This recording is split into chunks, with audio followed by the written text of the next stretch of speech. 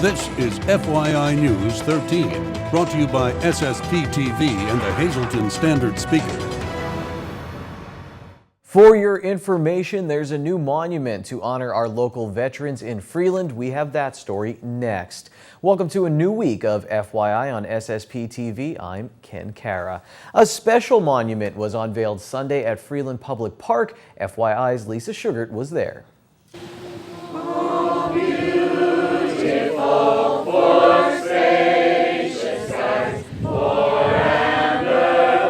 Patriotism and pride filled the air Sunday afternoon in the borough of Freeland as a special monument was unveiled.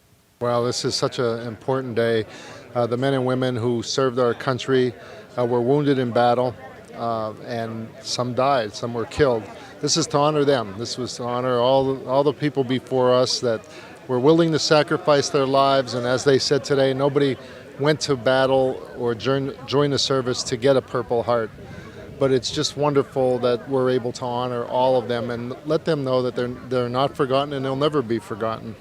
A nice crowd gathered in and around Freeland Public Park to pay their respect to those wounded while fighting for our freedom. The special dedication ceremony was made possible by Freeland's American Legion Post 473 and VFW Post 5010.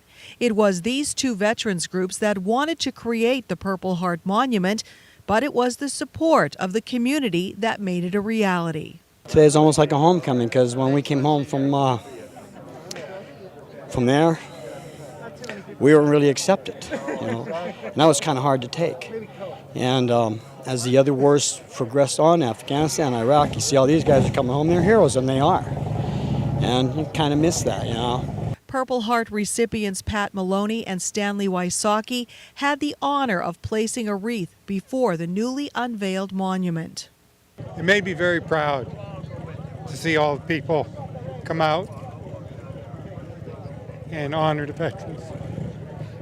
How pleased are you to have this memorial here? Very, very pleased. I just can't say anything. It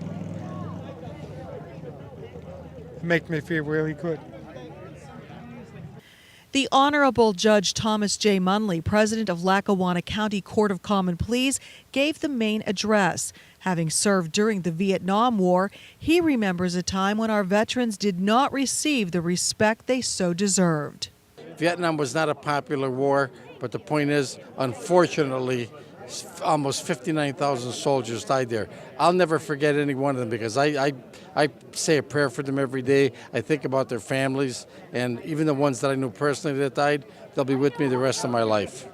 During the ceremony, Purple Heart recipients in attendance and family members of those no longer with us were asked to step forward to receive special pins. Oh, say, can you see?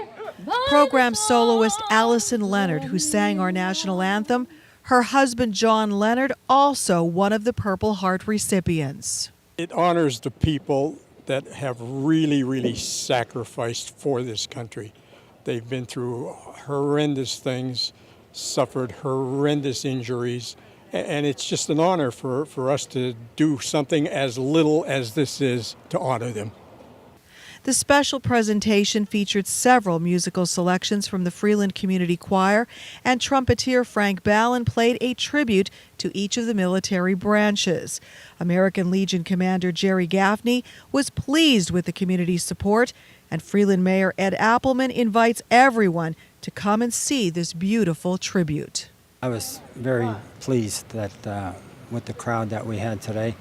We were so worried that it was going to rain and nobody would come, so God was with us today, and I hope he stays with our Purple Heart recipients. Well, first of all, stop by, see it, and anytime you see a veteran, especially if he's wearing a ribbon with the Purple Heart, go up and thank him for his service, because like I also said in my speech, they bear the scars that represents our freedoms and liberties. God bless America, my home, sweet home. Reporting from Freeland for FYI, I'm Lisa Sugart. Thank you very much, Lisa. Well, it's with heavy hearts tonight that we report that longtime News 13 reporter and our dear friend Bill Berry has died. William T. Berry was a well-respected news reporter and a retired U.S. Army First Sergeant who had a strong love for his country. He retired from the Army in 1969. Then he took a job with the Hazleton Standard-Speaker, where he worked for 27 years. At the age of 65, this award-winning journalist joined the family of SSPTV, serving as a reporter for News 13 for 16 years until his retirement at the age of 81. He was active in his church and many local organizations. He was preceded in death by his beloved wife, Dorothea. A memorial to honor his life and his service to his country and community will be held tomorrow at 2 p.m. at the Frank Jane Bonin Funeral Home on 2nd Street in Hazleton. He will be laid to rest at Indiantown Gap National Cemetery in Annville. And again, sincere condolences from the Lassand family and everyone here at FYI to the family and many friends of Bill Berry. Hazleton police are looking for 2 men in connection with an assault in the city. According to a police report, a female was punched and kicked by 2 Hispanic males around 2:45 in the morning on Saturday. The 2 males fled in a green car traveling west on Diamond Avenue. The incident occurred at 1 West Diamond Avenue. Anyone who has information is asked to call police by dialing 911. A federal lawsuit was filed on Friday by the family of a Hazleton man who was shot and killed by Hazleton police in October of last year. The lawsuit seeks more than $3.4 million in damages. 26-year-old Jonathan Garay was fatally shot by police on the back porch of his Alter Street home after police said he made repeated grabs for his gun and pointed it at them. Garay's family members, who were home at the time of the incident, said the police account differs from what they saw. Luzerne County District Attorney Stephanie Salavantis says the shooting was justified. Monoy City has a new police chief. John C. Kazmarchek was appointed last week. He's a U.S. Army veteran and has worked on the Monoy City Police Force for 24 years. Kazmarchek is in charge of 7 officers in the borough. If you live in Sugarloaf Township, tonight's From the Mayor's Desk is for you. The Tom Hicken Recreation Board will meet at 7 p.m. on July 17th. The Sugarloaf Rec Board meets on August 6th. The Township's Planning Commission will get together at 7 p.m. on August 4th, and the next Supervisors meeting is at 7 p.m. on August 12th. For local news, sports, and more, grab a Standard Speaker every day and stay up to date with breaking news in our area. Just go to their website at standardspeaker.com. Stay tuned to FYI because in sports, we'll check in with our World Cup correspondent one final time. And next, Janine is doing more than just talking about fitness at Core Fitness in Hazleton when we come right back.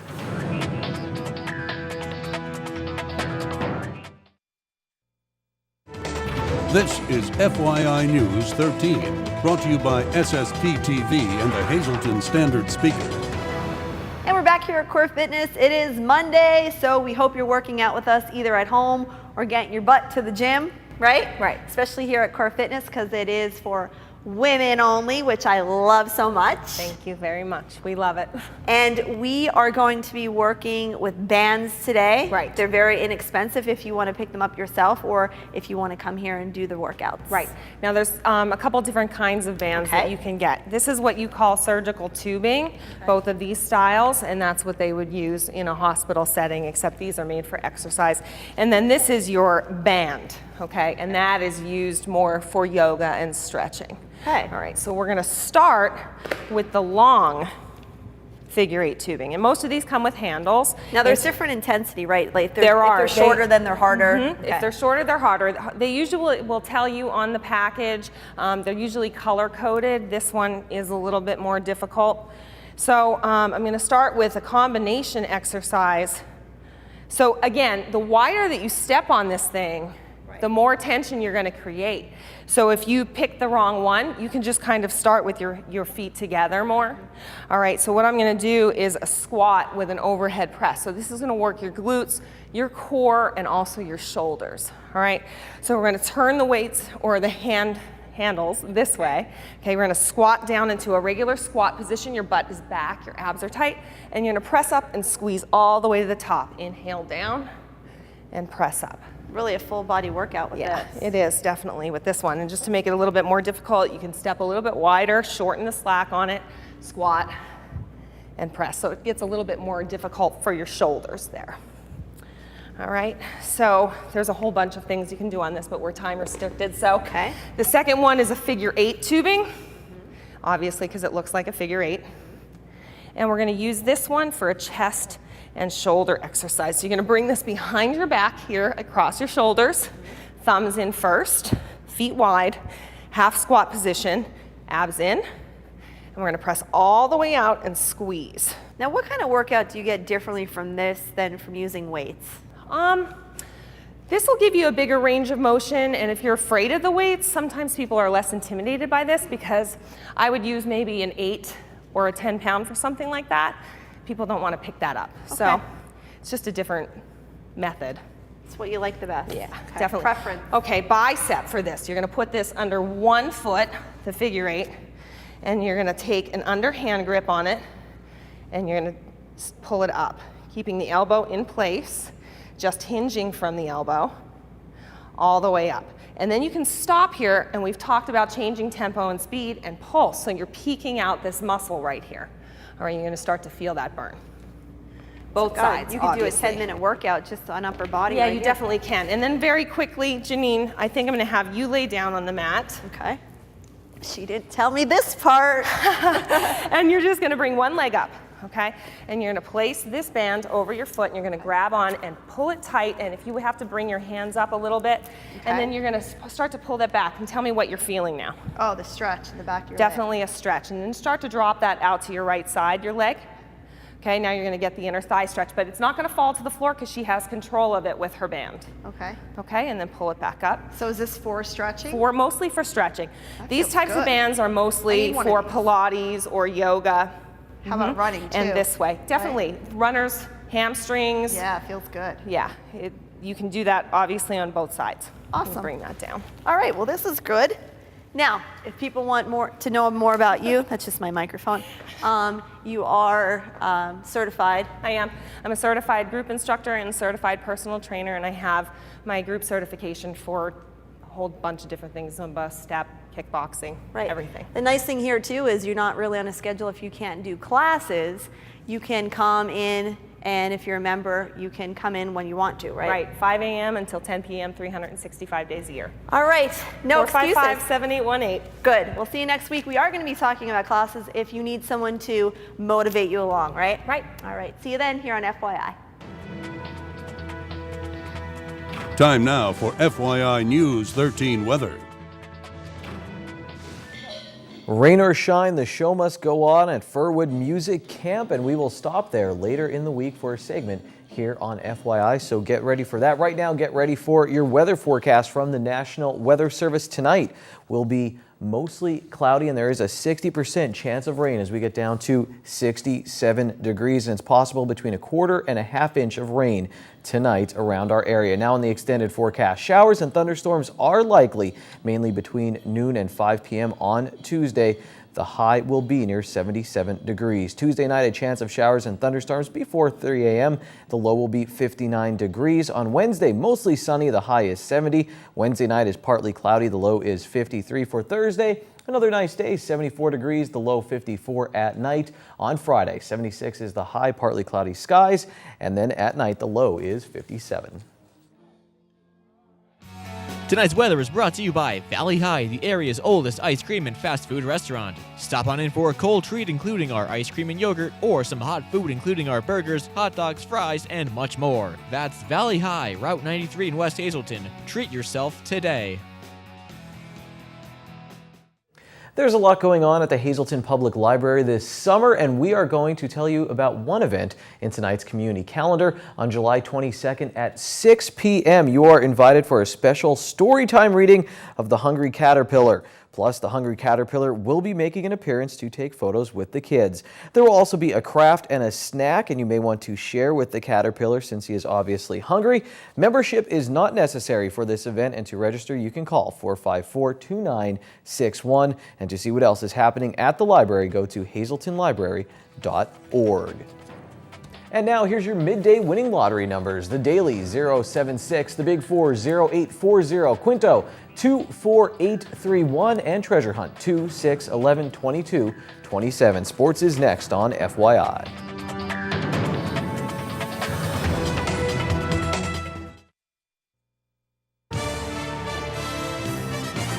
This is FYI News 13 Sports. For the fourth time, Germany hoisted the World Cup trophy on Sunday at Sammy's Bar on 2nd Street in Hazleton. Everyone raised a glass to the new World Cup champions. And then we talked with the man behind the bar, former professional soccer player and our World Cup correspondent, Sammy Atea. Sammy, what did Germany do so well throughout the tournament that they really deserve to win the World Cup? Well, they were very organized, and they have more than one plan, and they deserve the tournament. That's for sure. That the World Cup, and like I said, they will have at least 7 or 8 superstars. Each one know how to finish, and they did well from the get going, and definitely they deserve it.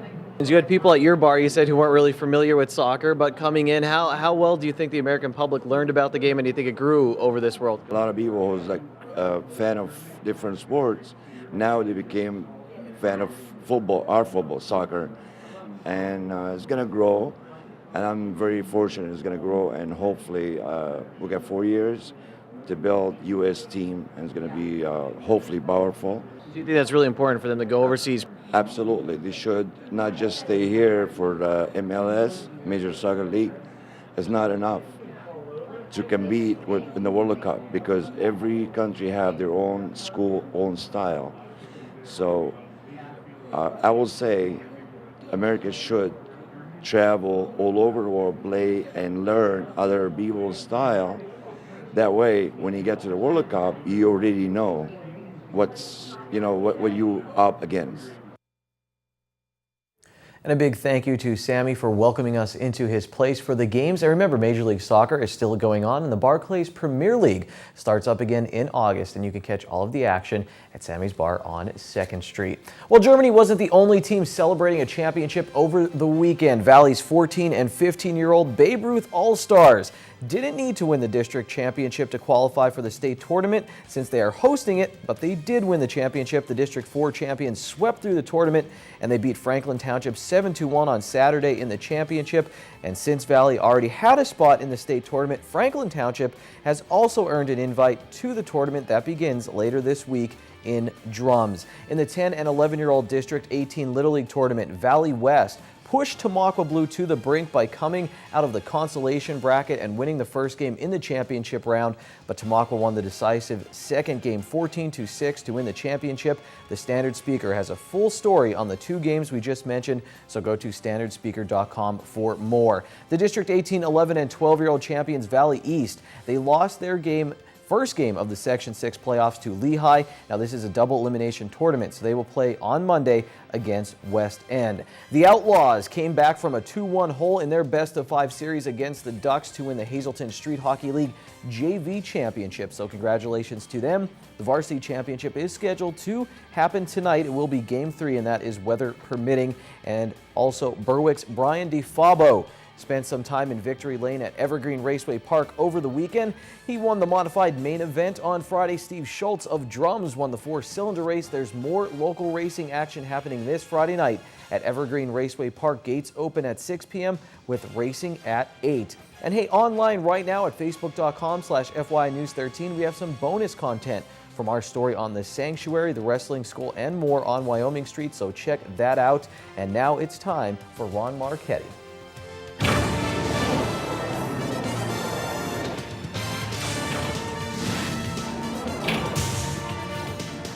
LeBron James is going back to Cleveland.